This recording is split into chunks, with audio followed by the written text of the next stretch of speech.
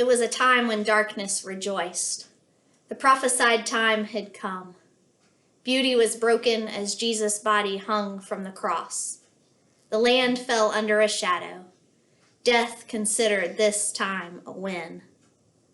So where do we find the good in Good Friday? It's when we redefine the time. As my birthday month came to a close a couple of years ago, I received my final gift. It was a beautiful teal-colored journal with the special words of Esther, chapter 4, verse 14, scripted on the cover.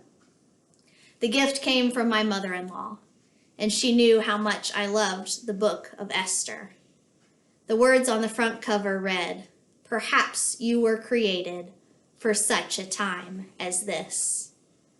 Esther was a woman of faith who knew and claimed the promises unseen, even in the darkest of times. Her people, the Jewish people, were about to be slaughtered. Young and living a secret in the palace of a pagan king, Esther had a choice. Approach the king, although her husband, without an invitation, meant certain death. Not approaching the king meant the death of the people whom she loved. Jesus, too, faced this choice. Going on the cross meant his death. Avoiding the cross meant the eternal death of those whom he desperately loved.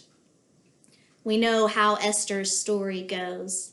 She chose the way of God that allowed her to redefine her time. She set the lives of her people above her own, confronted the darkness, and brought forth hope in a new light. We know how Jesus' story goes. He too will redefine the time. He will set the lives of God's people above his own, confront the darkness, and bring forth hope in a new light. Jesus' death, therefore, is not a time for sadness, a time for dismay, nor a time for troubled hearts. It is redefined as a time of power, a time of victory, and a time of redemption.